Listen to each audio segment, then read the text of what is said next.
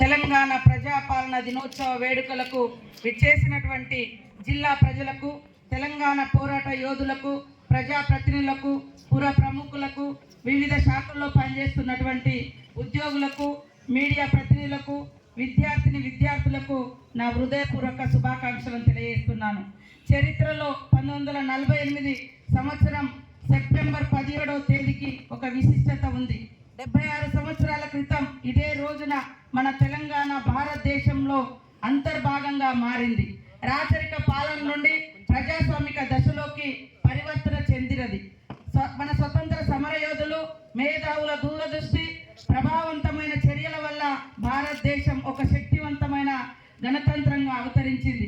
భారతదేశ నిర్మాణంలో తెలంగాణ ప్రజలు భాగం పంచుకొని 76 సంవత్సరాలు పూర్తయిన సందర్భంగా గౌరవ ముఖ్యమంత్రి శ్రీ యనుమల రేవంత్ రెడ్డి గారి నాయకత్వంలోని ప్రజా ప్రభుత్వం సెప్టెంబర్ 17ను తెలంగాణ ప్రజా పాలన దినోత్సవంగా ఘనంగా జరుపుకుంటున్నాం.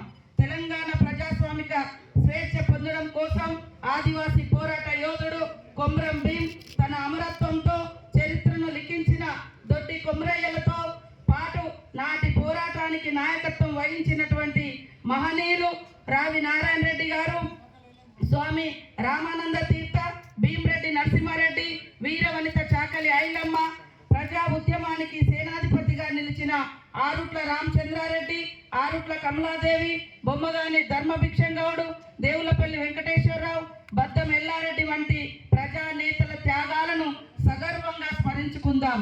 తమ ఆకాంక్షలతో, తమ అక్షరాలతో ప్రజల్లో ఉత్తేజాన్ని నెలకొల్పిన సురవరం ప్రతాపరెడ్డి, ప్రజాకవి కాళోజీ, ముక్తు మైనుద్దీన్, దాశరథి కృష్ణమాచార్య, సుద్దాల హనుమంతు, బండి యాదగిరి, షోయబుల్లా ఖాన్ వంటి సాహితీ మూర్తులకు ఘనమైన నివాళులు అర్పిద్దాం.